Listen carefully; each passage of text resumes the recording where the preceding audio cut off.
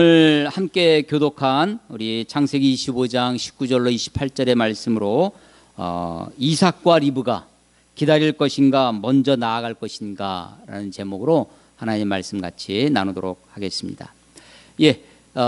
물론 우리가 믿음의 조상 하면 아브라함입니다.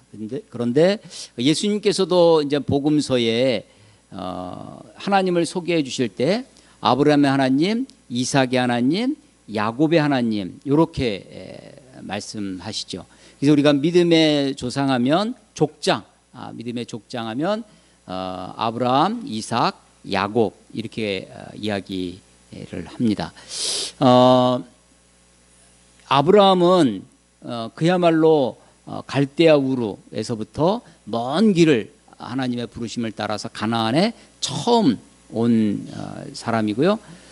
이삭, 야곱 그 아들이 되어지는데 아브라함과 야곱은 정말 파란만장한 생애를 삽니다. 야곱의 생애도 우리 함께 또 창세기를 읽어보시면 그야말로 극적인 드라마틱한 그런 순간들이 많이 있습니다.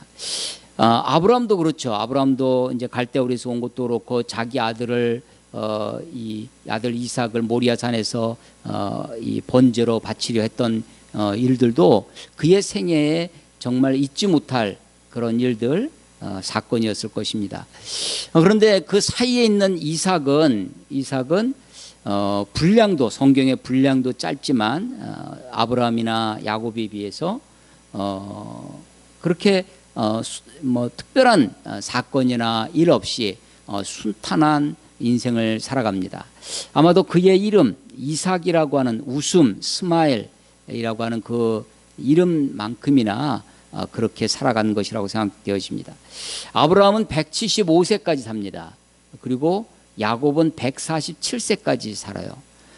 이삭은 이 세 사람 중에 가장 오랜 180세까지 사는 모습을 이제 보게 됩니다.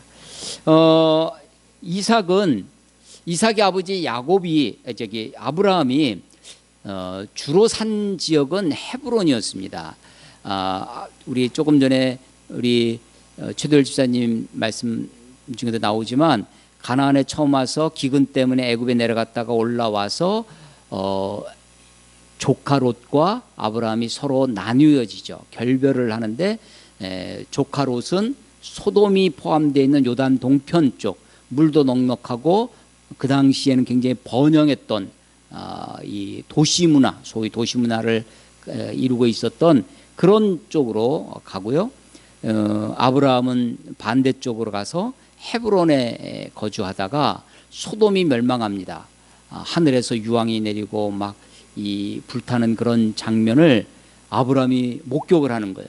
그래서 그때 두려움에 그만 아브라함이 어디로 가냐면 그 소돔에서부터 멀리 더 남쪽으로 네겝으로 도망칩니다. 이게 창세기 20장 이야기. 그러니까 19장에서 소돔성이 멸망을 해요. 소돔이 멸망하자마자 아브라함이 이사를 합니다. 헤브론에서부터 이사를 해서 어디로 가냐면 네겝으로 갑니다. 근데 네겝은 어디냐면 네겝은 사막이죠. 황무지라는 뜻이에요. 네겝가. 그러니까 그쪽에 가니까 살기 어려워지죠. 그러니까 더 아래쪽으로 가서 서쪽으로 가면 블레셋 사람들이 거주하고 있는 땅에 갑니다. 그곳에 가서 그랄이라고 하는 이 블레셋 족속이 있는 곳에 살고 그때 그랄의 블레셋 왕을 우리가 뭐라고 부르냐면 아비멜렉이라고 불렀던 거죠. 그곳에 가서 아브라함이 또 다시 한번 자기 아내를 누이라고 속이는 일이 벌어집니다. 그러니까 아브라함은 자기 생애 두 번 처음 초창기에 그렇게 속이고 두 번째 20장에 가서 그곳에 가서도 그랄의 아비멜렉 앞에서 자기 누이라고 속이죠. 바로와 아비멜렉은 조금 상황은 좀 다른 것 같아요. 바로는 굉장히 폭군이고 자기 마음대로 합니다. 그래서 그 하나님께서 그에게 재앙을 곧바로 내려서 거기서 건져내시는데 아비멜렉은 이름도 아비멜렉 나의 아버지는 왕이시다 이런 뜻인데 이 아비멜렉은 내가 깨끗한 손으로 온전한 마음으로 이 여자가 정말 아브라함의 누인 줄 알고 그러면서 자기의 결백을, 자기의 의로움을 하나님께 항변을 하죠. 하나님도 내가 그걸 알아서 너를 범죄하지 않도록 하기 위해서 내가 꿈에 현몽했다고 말씀하시는 장면이 있습니다. 그러면서 가만히 보니까 아브라함이 잘 되는 거예요. 그래서 아브라함이 이 아비멜렉이 아브라함에게 불가침 조약을 맺습니다.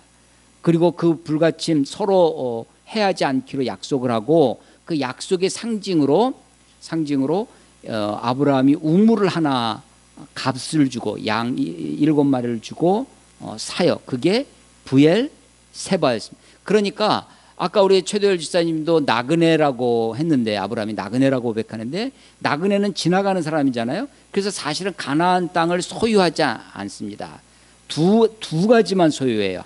하나가 뭐냐면 자기 아내 사라가 죽었을 때 묻을 그 장사 지낼 땅, 매장지, 그게 막벨라 굴이라고 하는 굴을 하나 돈을 주고 사고요. 그리고 또 하나가 우물입니다. 맹세의 우물 이라고 하는 뜻에 가진 부엘세바. 부엘세바에서 21장 끝에 보면 아비멜렉과 불가침 협정을 맺고 맹세를 하면서 그때 아브라함이 부엘세바에서 하나님의 이름을 불렀다라고 하는 거예요. 어떤 하나님의 이름을 부르냐면 영원하신 하나님의 이름을 부릅니다. 그랬더니 하나님이 그 부엘세바에 있던 아브라함에게 나타나셔서 내가 지시한 곳 모리아 땅에 가서, 모리아가 어디냐면 예루살렘입니다. 예루살렘 그 모리아 땅에 가서 너의 아들 이삭을 번제로 바치라고 하는 것이 22장의 사건이에요. 그러니까 부엘세바에 있는 부엘세바는 나중에는 이게 다 가나안 이스라엘 땅이 됩니다. 그래서 부엘세바에서 단까지, 단에서 부엘세바 하면 지난번에도 말씀드린 것처럼 백두에서 한라까지 하는 우리나라 전체를 이야기하듯이 가나안 땅, 이스라엘 땅의 이 남북의 끝 지점이 위에가 단이고 밑에가 부엘세바예요. 헤브론보다 조금 더 미칩니다. 거기서 더 내려가면 블레셋 땅이 되고 거기에 그랄이 있는 거죠. 이 부엘세바에 있는 아브라함을 모리아까지 불러서 거기서 헌신을 확인하고 번제를 드리라고 하죠. 그리고 다시 번제를 다 드리고 나서 네가 네 독자 이삭도 아끼지 않는 것을 보고 내가 너에게 축복하노라, 큰 복을 내려주겠노라 하고 다시 한번 하나님의 아브라함과 언약을 맺죠. 그런데 곧바로 아브라함이 그 모리아에서 다시 부엘세바로 내려와서 삽니다. 부엘세바에 거기 이제 물론 사라도 있었겠죠. 와서 오래 거주하게 됩니다. 그게 이제 22장인데 23장에 가면 그러고 나서 사라가 죽습니다. 오늘 아까 우리 최도열 지사님이 우리 23장의 본문 4절 말씀으로 읽어주셨는데 사라가 127세에 죽어요. 그러니까 사라가 90세에 이삭을 낳았는데 이삭이 37세가 되었을 때 자기 어머니 사라가 죽는 겁니다. 그러고 나서 아버지 아브라함이 이 이삭을 위해서 이삭의 아내를 골라오도록 자기 종에게, 자기 친척들이 살고 있는 저 시리아 땅 하란 땅에 있는 성경에 밧단 아람이라고 나오는데 아람 지역에, 이게 밧단 아람에 있는 하란이에요. 그러니까 경기도의 수원 이런 것처럼 밧단 아람의 하란이라는 거죠. 그 하란에 가서 이 가나안 여인들 중에서 내 이삭의 아내를 고르지 말고 반드시 그곳에 가서 내 친척 중에서 이 아내를 골라와라. 만약에 그 여자가 안 오게, 네가 마음에 드는 여자를 가 가나안에 오지 않겠다고 해도 그래도 가나안 여자로 하지 말고 끝까지 그쪽에서 사람을 골라와라라고 자기 종에게 부탁을 하죠. 이 종이 아브라함의 명을 받고 먼 길을 떠나서 소위 지창금에 해당되는 많은 재물을 가지고 하란 땅에 갑니다. 이 종이 하나님께 기도를 해요. 그때 이제 자기의 하나님이 아니라 아브라함의 하나님, 내 주인 아브라함의 하나님께 기도합니다 하면서 기도하는데 뭐라고 하냐면, 내가 가서 우물에 가서 이 물 좀 다오, 물 좀 주십시오라고 하면 그 여자가 나한테만 물을 주는 것이 아니라 내와 함께하고 있는 낙타들에게도 그렇게 물을 주는, 그러니까 친절이, 배려가 내가 요청한 것에 머무르지 아니하고 요청을 받아들일 뿐만 아니라 더 적극적인 배려, 적극적인 친절을 베푸는 여자가 있다면 그 여자를 하나님이 정해 주신 여자로 알겠습니다 라고 하는데, 정말 우물에 여인이 와서 물을 기르죠. 가서 부탁을 했더니 이 여인이 똑같이 이 물 좀 드십시오 하면서 거기서 멈추지 않고, 내가 당신의 낙타에게도 내가 이렇게 물로 하겠다고, 물을 주겠다고 그렇게 적극적인 배려의 모습을 보입니다. 그 여자가 바로 누구냐면 리브가입니다. 그리고 그 여자한테 네가 어느 집 사람이냐 했더니 라반이라고 하는데, 또 분우엘의 딸이고 라반의 누이라고 하는데, 그게 바로 아브라함의 친척 집인 거죠. 나홀의 자녀입니다. 그래서 하나님이 순적히 만나게 했다고 해서 그 집에 가서 이야기를 합니다. 내가 아브라함의 종이고 이 여차여차해서 여기까지 왔다라고 했더니 자기는 이제 곧바로 돌아가겠다. 이 하나님이 이렇게 만나게 했으니 이 아버지와 그 오빠가 라반이 물어보죠. 이 사람을 따라가겠느냐. 정말 처음 생면부지에 한 번도 본 적이 없는 이 사람을 따라가는 것입니다. 그런데 그것도 옆집으로 옆마을로 가는 것도 아니고 아주 먼 길, 약 한 1000km 가까이, 800km 정도 떨어져 있는 그런 곳에 가는 거예요. 근데 이 리브가가 가겠다고 이야기합니다. 그러니까 리브가는요 굉장히 도전적인 사람입니다. 그리고 굉장히 적극적인 여인이라는 것을 우리가 알 수 있는데, 이 리브가의 그런 모습이 그 다음에도 계속해서 나타나는 것을 보게 됩니다. 하나님이 왜 아브라함이 왜 굳이 이삭의 아내를 그 가나안 족속 중에서 가까운 데서 자기가 직접 보고 고르지 아니하고 멀리 하란 땅에 자기 친척에게까지 가서 거기서 구해오라고 하는 것일까? 이걸 이제 보통 이 고의적인 종족 구별이라는 개념으로 우리가 얘기를 합니다. 고의적으로 이스라엘 역사, 아브라함의 그 초창기 역사에 있어서 종족을 고의적으로 구별했다는 것입니다. 제 생각에는 이렇습니다. 하나님이 아브라함을 저 갈대아 우르에서 불러다가 가나안 땅에 와서 살게 했어요. 그런데 아브라함이 그 가나안 족속 중에 누구와를 데려다가 자기 이삭의 아내를 삼고 살아갑니다.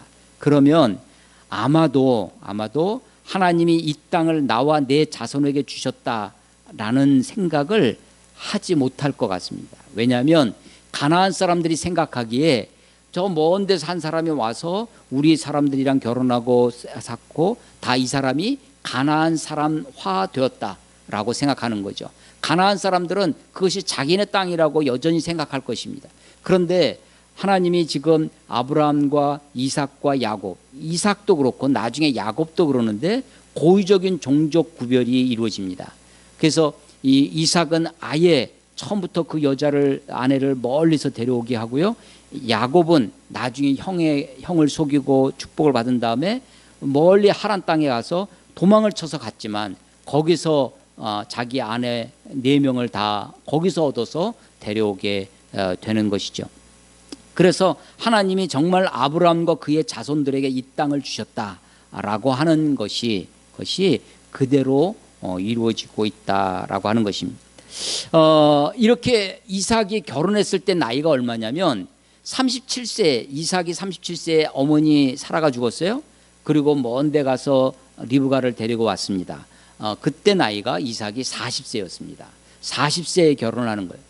리브가가 그 종을 따라서 먼 길을 옵니다. 아마도 그 뜨거운 이 열사의 나라죠.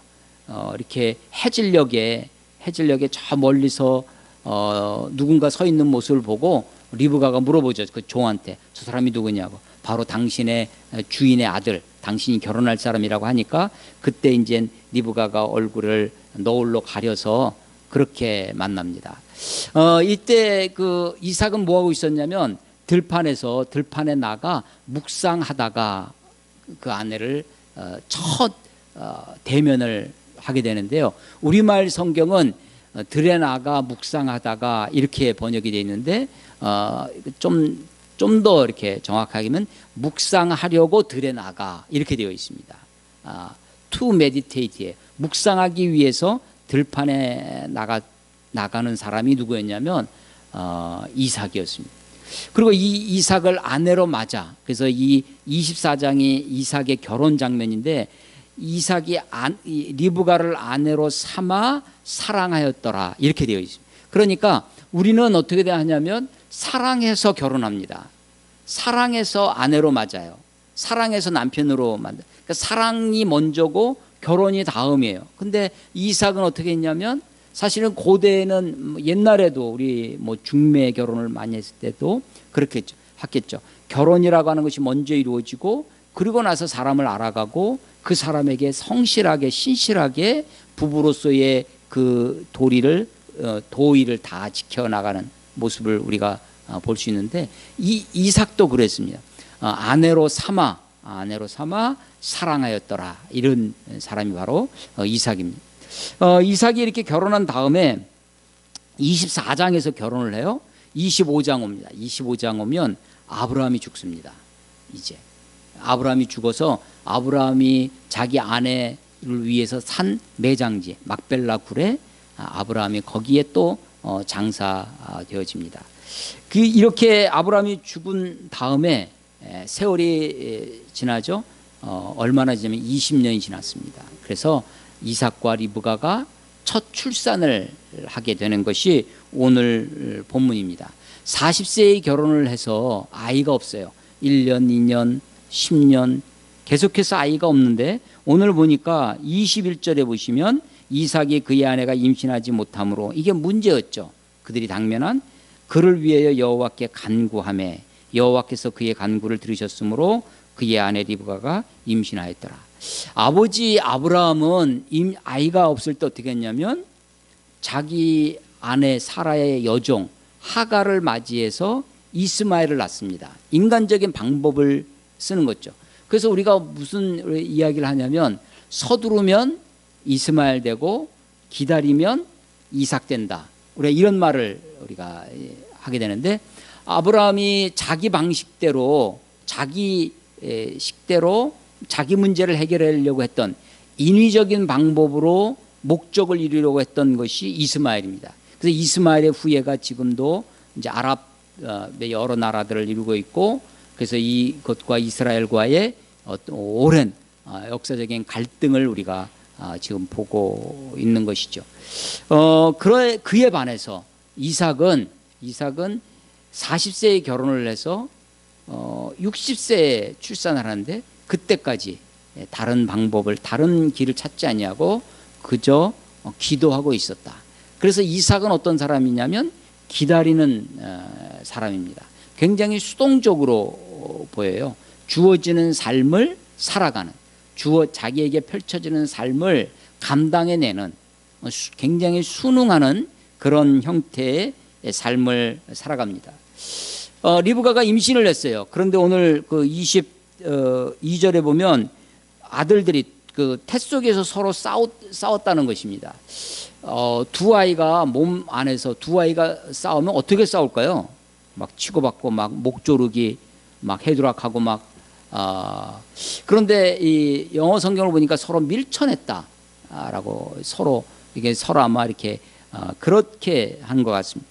그랬더니 이 리브가는 어떻게 하냐면 22절에 보면 이럴 경우에는 내가 어찌할꼬 하고 가서 여호와께 묻자온대. 이게 리브가가 한 거예요. 어디로 갔을까요? 우리는 뭐 문제 있으면 교회 와서 기도하면 되잖아요. 어디로 갔을까? 리브가가 자기 몸속에서 두 아이가 막 싸우는데 야, 이럴 때면 어떻게 하면 좋을까? 어찌할까 하면서 가서 하나님께 어디로 갔는지 모르지만 자기만의 장소, 자기 홀로 있는 곳에 가서 하나님께 기도했다는 거죠. 여호와께 물었더니 하나님이 답변을 주시는 것이 23절입니다. 두 국민이 내 태중에 있구나. 두 민족이 내 복중에서부터 나누이리라. 이 족속이 저 족속보다 강하겠고 큰 자가 어린 자를 섬기리라 라는 말씀을, 소위 예언적 말씀을 주시는 거죠. 이걸 이제 일반 문학에서는 이런 걸 뭐라고 하냐면 신탁이다. 그러니까 신이 뭐라고 해주시는 것을 받은, 신탁을 받은 거와 같은 겁니다. 그런데 이 말씀, 두 국민이 있고 두 민족이 있고 이 민족이 저 민족보다 족속보다 강하겠고 큰 자가 어린 자를 섬기리라. 큰 자가 어린 자를 섬기리라. 쌍둥이가 태어나는데 큰 자가 어린 자를 섬기라고 하는 이 말을 듣는 거죠. 이것은 이스라엘 민족들에게 계속해서 이 예언의 말씀은 이스라엘 민족들에게 계속 전래되어지고 전해지고 이스라엘 사람들의 일종의 자기 민족의 프라이드, 자기 민족의 정체성을 이야기할 때 이 본문이 사용되어지고요. 이것은 나중에 로마서에 보면, 로마서 9장에 보면 바울을 통해서 하나님이 유대인들을, 이스라엘 백성들을 어떻게 구원할 것인가. 이스라엘 백성들이 예수님을 거절해서 복음이 이스라엘에서부터 지금 이방 민족에게로 지금 복음이 가고 있는데, 그러면 정작 이스라엘 사람들은 어떻게 구원할 것인가는 그 이스라엘 유대인의 구원의 문제를 다룰 때 바울도 로마서 9장에서 이 말씀을 합니다. 로마서 9장 8절에 보면 곧 육신의 자녀가 하나님의 자녀가 아니요 오직 약속의 자녀가 서로 씨로 여기심을 받느니라. 육신의 자녀, 사실은 아브라함, 이삭, 야곱, 아니 야곱의 12지파 그 모든 사람들이 다 육신의 자녀죠. 그런데 바울이 얘기하는 거예요. 육신의 자녀가 하나님의 자녀가 아니라 약속의 자녀가 아브라함의 진짜 씨가 된다라고 하는 것입니다. 물론 이것은 아브라함의 육신의 자녀가 누구를 얘기하는 거냐면 이스마엘을 얘기하는 것입니다. 약속의 자녀는 이삭을 이야기하는 거예요. 그래서 정작 먼저 태어난 이스마엘보다, 육신의 자녀보다 약속의 자녀인 이삭이 진짜 씨가 된다. 아브라함의 씨가 된다, 자손이 된다라는 것을 말씀하시는 건데, 로마서 9장 9절 약속의 말씀은 이것이니 명년 이때, 내년 이때에 내가 이르리니 사라에게 아들이 있으리라 하심이라. 사라가 아들을 낳을 것을 말하고요. 9장 10절 그뿐 아니라 또한 리브가가, 그래서 사라에서 리브가로 내려오죠. 그뿐 아니라 또한 리브가가 우리 조상 이삭 한 사람으로 말미암아 임신하였는데, 9장 11절 그 자식들이 아직 나지도 아니하고, 아직 태어나지도 않았어요. 무슨 선이나 악을 행하지 아니한 때, 당연하죠. 야곱이나 에서가 태어나지도 않았으니까 무슨 선을 행하고 악을 행했다. 우리는 흔히 우리 기독교회가 가지고 있는 교리 중에 하나가 원죄라는 것이 있습니다. 무조건 죄인이라는 거거든요. 나면서부터 오리지널 신이에요. 나면서부터 죄인이라고 하는 원죄 사상이 있는데, 아니 나지도 않고 무슨 선이나 악을 행하기도 전에 하나님의 택하심을 따라 되는 하나님의 뜻이 행위로 말미암지 않고 오직 부르시는 이로 말미암아 서게 하려 하사 리브가에게 이르시되 큰 자가 어린 자를 섬기리라 하셨나니. 이 바로 창세기 25장 23절의 말씀을 바울이 그 말씀에 근거해서 어떤 행위가 아니라 하나님의 택하심으로 되는 것이다. 어떤 이 하나님의 예정, 우리가 이것을 예정론을 이야기하는 본문으로 이야기하고 있는 것이죠. 그래서 9장 13절, 로마서 9장 13절은 기록된 바 내가 야곱을 사랑하고 에서는 미워하였다 하심과 같으니라. 야곱을 사랑하고 에서를 미워하였다라고 하는 거예요. 물론 이것이 그 부부에게 나타납니다. 아버지 이삭은 에서를 사랑하고요. 그게 오늘 본문에 읽은 28절이죠. 25장 28절에 보면 이삭은 에서가 사냥한 고기를 좋아하므로 그를 사랑하고 리브가는 야곱을 사랑하였더라. 아버지 이삭은 에서를, 어머니 리브가는 야곱을 사랑했다고 하는 그 모습으로 나타나는데, 이것은 말라기에도 똑같이 나타나요. 말라기 1장 2절 3절에 보면 내가 에서를 미워하고 야곱을 사랑하였다라는 말씀이 반복되어지고, 그 이스라엘 사람들의 프라이드, 이스라엘 민족의 정체성으로 이야기되어집니다. 요즘 우리나라의 제일 유명한 영화는 뭐예요? 세계적인 영화? 예, 기생충. 기생충의 그 송강호 부부의 이름 혹시 아세요? 송강호가 기택이고 송강호의 아내가 충숙이에요. 그래서 기생충에서 두 글자를 따서 기택과 충숙했다는 거예요. 기택, 이것도 사실 이 이름을 왜 기영도 있고 이름이 많을 텐데 기택이라고 이름을 택자를 붙였어요. 그 아들과 딸이 있습니다. 송강호의 아들과 딸, 혹시 이름 기억나세요? 영화 보신 분? 아들의 이름은 기우입니다. 기우. 딸의 이름은 기정이에요. 기정.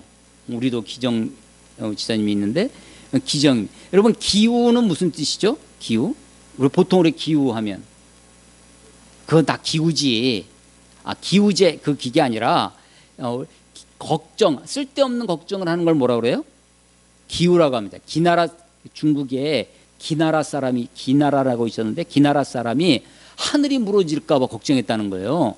하늘이 무너질까. 그래서 그 기나라 기자에다가 근심 우자를 써서 기우입니다. 기나라 사람의 걱정, 하늘이 무너질까 봐. 이거 쓸데없는 걱정이죠. 그게 기우예요. 기우는 멀리 미래에 있는 것에 대한 거죠. 미래에 대한 어떤 것을 가지는 거예요. 그 기우입니다. 기정은 그 뒤에 무슨 자를 붙이면 딱 들어와요? 이건 그렇지, 사실, 기정사실. 기정은 이미 정해졌다는 것입니다. 이미 정해진 것. 성경적으로 하면 지금 뭐겠어요? 지금 창세기 25장 23절이 로마서 9장에서 우리 기독교에 무슨 이론이, 무슨 사상을 놨다고요? 미리 정했다. 예정이죠. 예정은 우리 기독교적인 표현이고 세상 사람들은 그걸 뭐라고 그래요? 기정인 거예요. 기정사실. 그런데 그 미래에 대한 계획, 미래에 대한 염려를 쓸데없이 하는 걸 뭐라고요? 기우예요. 미래를 미리 택하면 뭐가 되겠어요? 기택이에요. 기택. 그러니까 기택이라고 하는 아버지 밑에 미리 정했다는 거예요. 기택. 그 봉준호 감독이 그런 뜻으로 이름을 졌는지 안 졌는지 제가 인터뷰를 안 해봐서 모르겠는데 제가 해석하는 거예요. 제가 해석하기에 기택이라는 그 이름 밑에 미리 선택했다고 하는 그 이름 밑에 기우와 기정이 있어요. 여러분, 아들 기우와 아버지 송강호 사이의 대화 중에 유명한 대화, 명대사로 꼽히는 것 중에 하나가 아버지 송강호가 아들한테 하는 말, 아들 너는 다 계획이 있구나. 근데 아들이 물어봅니다. 또 아버지는 계획이 뭐예요?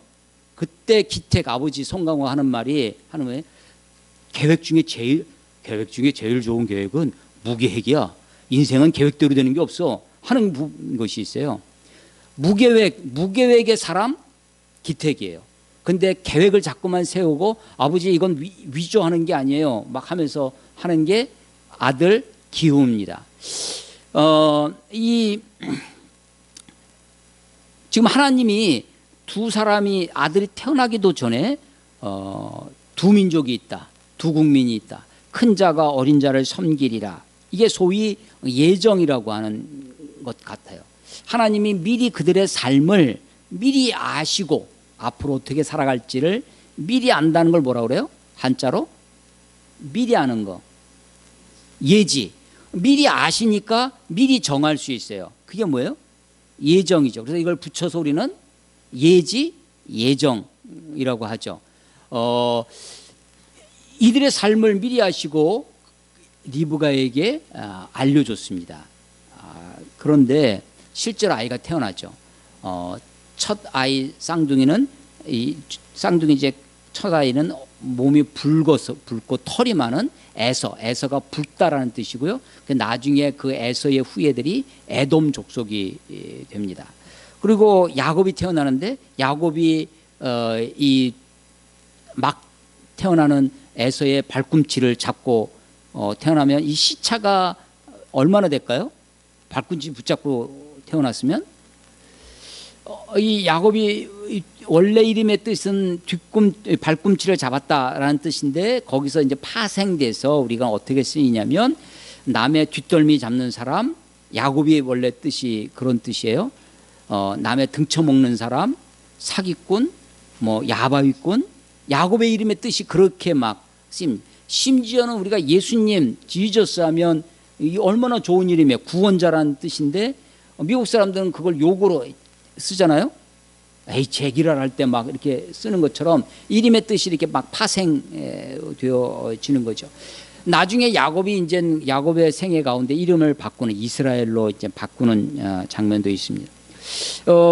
이렇게 야곱과 에서가 태어났습니다. 이제 팥죽 때문에 장자의 명분을 파는 내용도 25장에 나와요.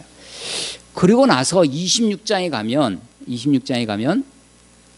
이 그들이 살고 있는 지역에 아마도 이삭과 리브가 아버지가 죽은 다음에 아브라함이 죽은 다음에 막벨라 굴이 있는 헤브론 쪽에 살았던 것 같아요.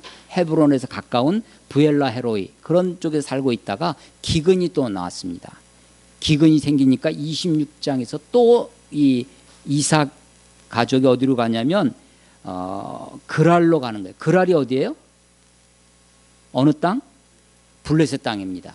블레셋 땅에 가가지고 또 이 이삭이 자기 아내 리브가를 누이라고 속이는 장면이 나와요.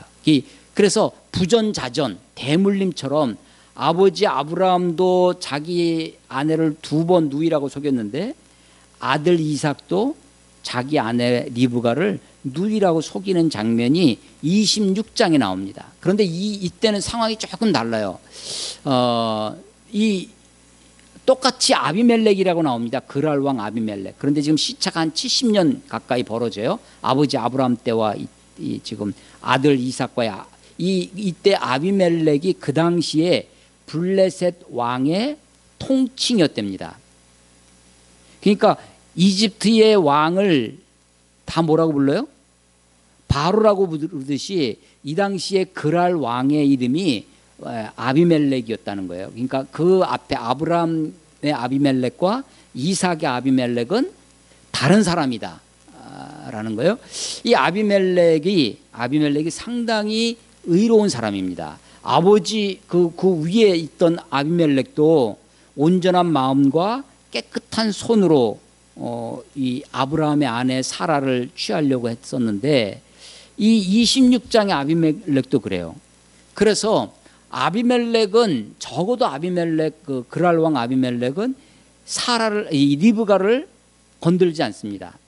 그런데 보면요 26장에 보시면 그 땅 사람들이 그랄에 거주하는 백성들이 26장 7절에 보면 그곳 사람들이 그의 아내에 대해 물으며 그러니까 그곳 사람들 그랄에 있는 사람들이 묻는 거예요. 백성들이 묻는 거예요. 그랄 왕이 묻는 것이 아니라 바로가 데려가고 아비멜렉이 데려간 것이 아니라 일반 백성들이 하는 겁니다. 아내에 대해 물음에 그가 말하기를 그는 내 누이라 하였으니 리브가가 보기에 아리따움으로 그곳 백성이 리브가로 말미암아 자기를 죽일까 하여 그는 내 아내라 하기를 두려워함이었더라. 그래서 저는 이걸 이렇게 봅니다. 바로나 혹은 그 앞에 있던 아비멜렉 때는 권력자들이 바로 같은 권력자들이 그랄 왕과 같은 그 권력자들이 전횡을 일삼았어요. 자기 마음대로. 그런데 이 악은요, 악의 이것은 그것이 번져갑니다. 전염되어집니다. 그래서 바로만 그렇게 사는 것이 아니라 바로 밑에 있는 신하들도 그랄 왕만 그런 것이 아니라 그 밑에 있는 사람들도 그렇게 행합니다. 자기가 조금만 힘이 있으면 조금만 완장 찼다고 하면 조금만 권력이 있으면 그 권력을 가지고 갑질을 하려고 하는 거죠. 그래서 이게 우리가 이랬습니다. 우리 한국 교회도 그런데 아주 대형 교회, 아주 메가 처치가 세습을 하고 어떤 불의를 행하잖아요. 그러면 이게 현상이 어떻게 되냐면 그 밑에 있던 중견 교회들, 중대형 교회들, 작은 교회들도 아무 거리낌 없이 세습합니다. 그리고 거기에 대해서 교회들이 말도 없어요. 그냥 교회가 그렇게 해나가요. 그게 악의 대물림, 악이 지금 보편화되어져 가는 거죠. 저는 26장의 상황이 그런 상황이라고 보여지는데, 그랄 왕 아비멜렉은 또 다른 아비멜렉이에요. 이삭 때는요. 보니까 이삭이 자기 리브가를 껴안는 장면을 보고 아내인 것을 알게 됩니다. 그리고선 이삭을 막 야단치죠. 네가 어찌하여 내 백성으로 하여금 범죄하게 하느냐라고 하면서 백성들에게, 블레셋 백성들에게 이 이삭의 아내 리브가를 해하는 자는 나한테 혼날 것이라고 엄히 경고하고 그 사람들을 단속합니다. 그런 장면이 26장이에요. 그리고 나서 이 이삭이요, 이 그랄 땅에서 굉장히 거부가 됩니다. 26장 12절에 보면 이삭이 그 땅에서, 그랄 땅이에요, 농사하여 그의 100배나 얻었고 여호와께서 복을 주심으로 그 사람이 창대하고 왕성하고 거부가 돼요. 그래서 블레셋 땅에서 오히려 이 이삭이 막 부자가 되니까 블레셋 왕이 이래서는 안 되겠다고 우리 땅에서 나가라고 쫓아냅니다. 그래서 이삭이 어디로 가냐면 그랄 골짜기로 몰려나요.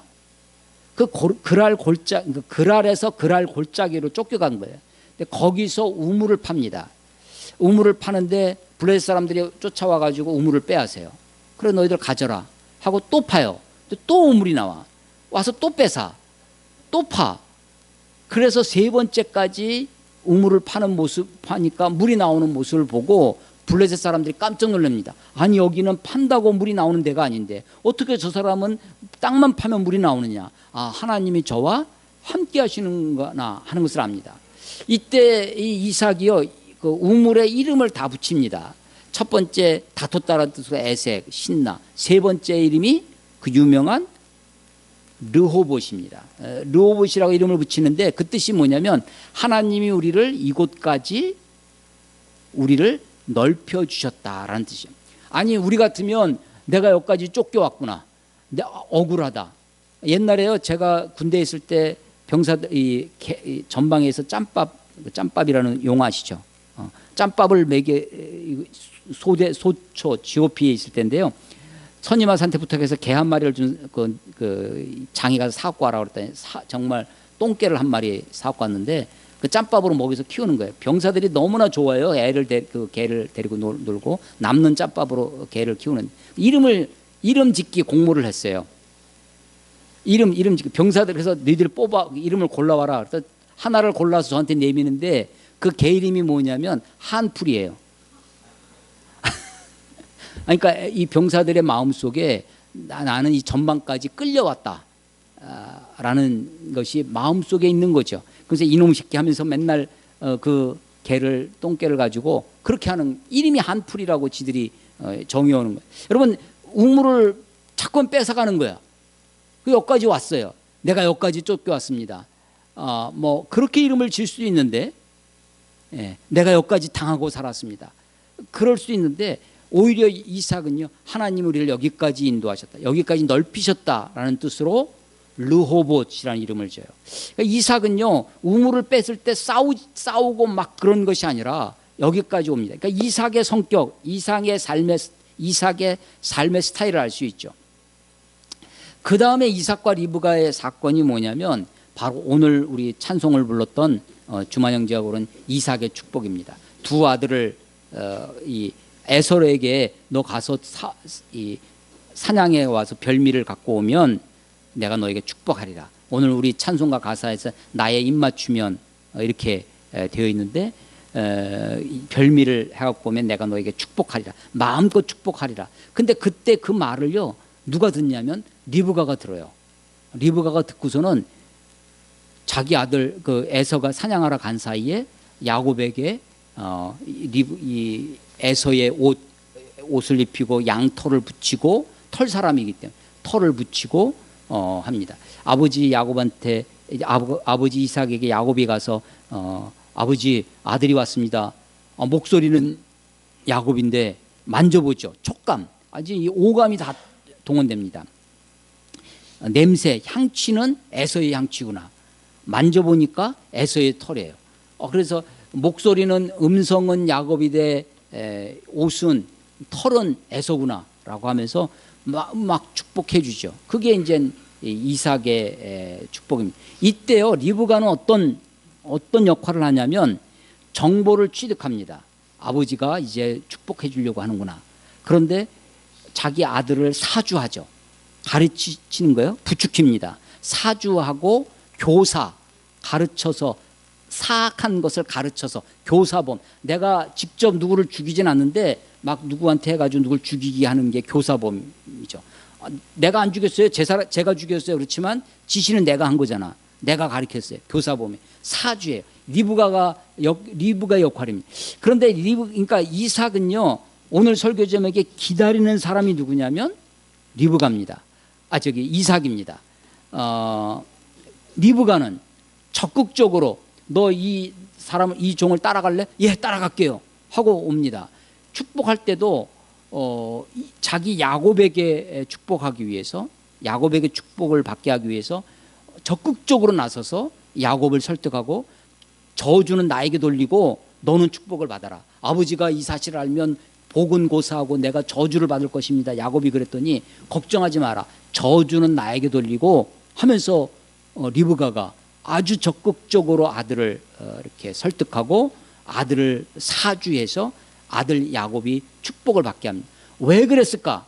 왜 어머니 리브가는 둘 다 자기가 낳은 아들인데 에서가 받을 장자가 받을 축복을 둘째 아들 야곱이 받도록 자기 남편을 속이고 아들에게 거짓으로 이 분장도 하고 그래서 축복을 받게 할까? 그래서 에서가 막 씩씩대고 야곱을 죽이겠다고 하니까 너 빨리 삼촌이 있는 라반이 있는 하란으로 가라고 도망을 치게 하는 것도 리브가입니다. 그때 리브가가 너가 가서 며칠만 있으면 며칠 후에 형 에서의 마음을 푼 후에 근데 그 며칠만이라고 했던 것이 몇 년이냐면 20년이 걸립니다.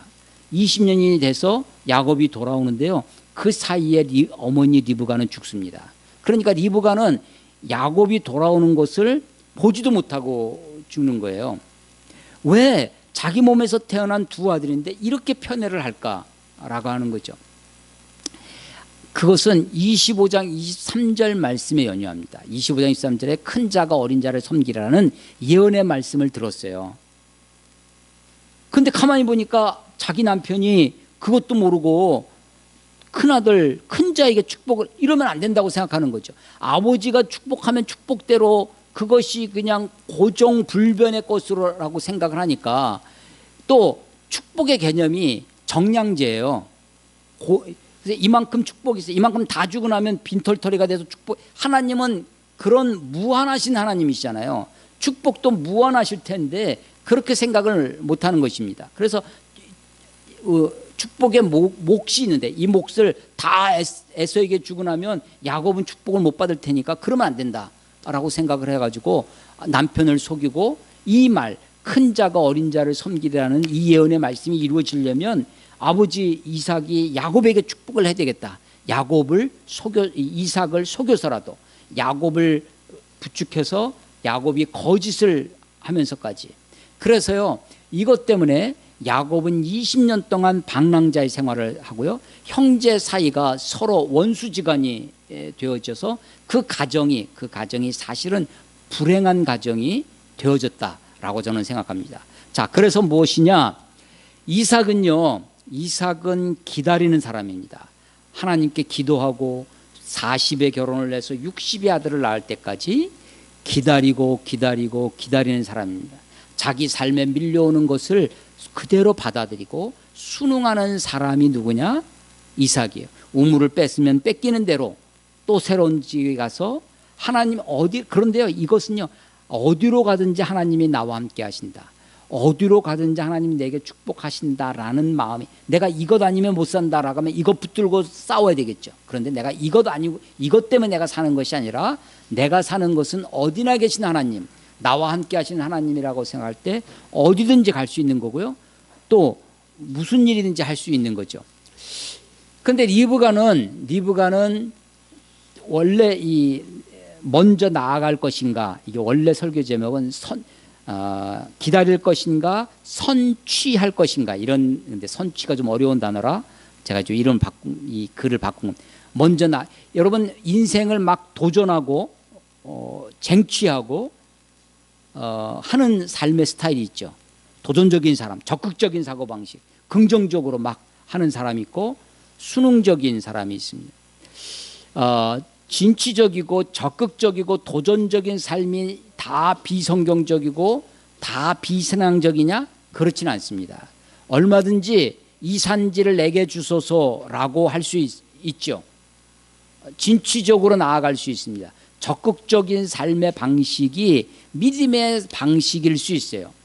그런데 그 방식에 있어서 어떤 목적을 이루기 위해서 그 수단이 리브가와 야곱처럼 거짓으로 그 일을 이루려 했을 때 그것에 대한 삶의 대가가 있다라고 하는 것입니다. 하나님이 이렇게 말씀하셨다면, 큰 자가 어린 자를 섬기라고 말씀하셨다면, 이게 하나님의 뜻이라면 하나님의 방법대로 이루실 것입니다. 그리고 하나님의 때에 이루실 거예요. 그런데 조급한 인간이 내 때에 그걸 내 방식대로 이루고 싶어요. 이렇게 하면 하나님의 뜻이 안 이루어질 것 같아. 그러나 하나님은 전능하신 하나님이십니다. 모든 것이 합력하여 선을 이루는 방법이에요. 기다릴 것인가 아니면 먼저 내가 진취적으로 도전하며 살 것인가, 사실은 그것은 우리들이 결심하고 결단합니다. 어떻게 살든지 기다리며 사는데 원망해요. 아이고 내 팔자야, 내 신세가 하나님 그러실 수 있냐고 원망하며 불평하며 이를 갈면서 속으로 그냥 절망하면서 기다린다면 그 기다림 역시 의미 없는 거죠. 기다려도 하나님이 나와 함께 하신다라는 믿음의 넉넉함으로 이삭이라고 하는 이름처럼 웃으면서 기쁨으로 내가 기다릴 수 있다면 그것이 내공이다. 그것이 마음의 힘이고 신앙의 힘이다. 나아갈 수 있습니다. 먼저 나아갈 수 있어요. 진취하고 도전하고 내가 어떤 것을 선취해 갈 수 있습니다. 그런데 내 삶이 아주 아둥바둥하면서 저것 아니면 내가 안 될 것이냐, 저거를 내가 반드시 차지해야만 내가 살 수 있지 라고 해서 그래서 가는 것이 아니라 하나님이 내게 주신 꿈과 비전을 향해서 내가 가진 최선을 다해가며 살아가는 것입니다. 예정이 있어요. 하나님의 정하심이 있어요. 저는 예정을 믿습니다. 하나님의 택하심, 하나님의 선택을 믿습니다. 그런데 하나님의 선택이나 하나님의 예정, 이것은 다 어디로부터 나오는 거냐면 하나님으로부터 나와요. 하나님은 어떤 분이냐? 참으로 인격적인 분이십니다. 하나님은 참으로 자유로운 분이에요. 하나님의 인격적인 하나님이 우리들에게 비인격적으로 우리에게 기계적으로 대하실 리가 없습니다. 내 자유와 내 인격을 존중하시면서 나의 선택 속에서 나를 이끌어 가실 것입니다. 오늘 이 설교의 주제, 기다릴 것인가 먼저 나아갈 것인가, 이삭과 리브가의 삶의 대칭은, 삶의 그런 모습들은 우리가 순간순간 고민하며 하나님 앞에 믿음으로 반응해야 할 아주 중요한 이슈라고 생각되어집니다. 여러분, 기생충이라고 하는 영화의 원래 제목이, 봉준호가 생각했던 원래 제목은 데칼코마니였다고 합니다.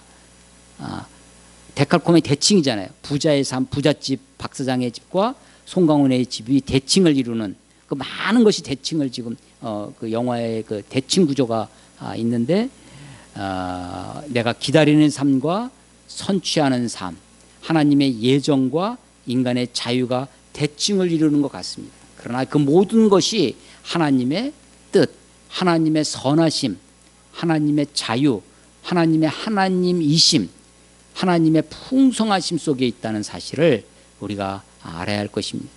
교회에서 기독교에서 많이 이렇게 강조하고 가리키는 풍자하는 말 중에 맡기시지 않은 물건은 책임지지 않습니다. 목욕탕 문구잖아요. 그걸 가지고 많이 이야기를 하는데 저는 그렇게 생각하지 않습니다. 하나님은 사람은 그렇죠. 자기 책임을 면피하기 위해서 맡기지 않은 물건은 책임지지 않는다고 얘기하죠. 그런데 하나님은 맡기지 않은 것도 책임지시는 하나님이십니다. 내가 하나님께 다 하지 않았. 아브라함이 이삭이 하나님을 믿지 못하고 사라를 리브가를 자기 아내라고 속이죠. 하나님께 맡기지 않고 자기가 꼼수로 살아갑니다. 인간의 꼼수, 인간의 허물, 물론 그것에 대한 그 질문을 우리가 짊어지지만 그러나 하나님은 그 모든 것을 주장하신 하나님입니다. 하나님의 넉넉하심이 있습니다. 하나님을 믿으십시오. 하나님의 사랑을 믿으시고 하나님의 뜻을 믿으시고 하나님의 계획을 믿으시고 우리가 순종함으로 겸손히 하나님과 동행할 때 하나님 우리를 통해서 하나님의 뜻을 이루시리라 믿습니다. 기다릴 것인가 먼저 나아갈 것인가 여러분이 선택하셔야 됩니다. 그러나 기다려도 믿음으로, 먼저 나아가도 믿음으로, 기다려도 하나님의 사랑 넉넉하심을 믿고 기다리십시오. 먼저 나아가도 아둥바둥하면서 적어 다니면 못 산다고 하는 그런 것이 아니라 하나님의 넉넉하심을 믿고 하나님은 어디에나 계신 하나님, 그분을 믿고 나아가시는 저의 여러분이 되시기를 주의 이름으로 축원합니다. 기도하겠습니다. 하나님 아버지의 은혜를 감사합니다. 우리의 인생을 살아갈 때 하나님의 예정,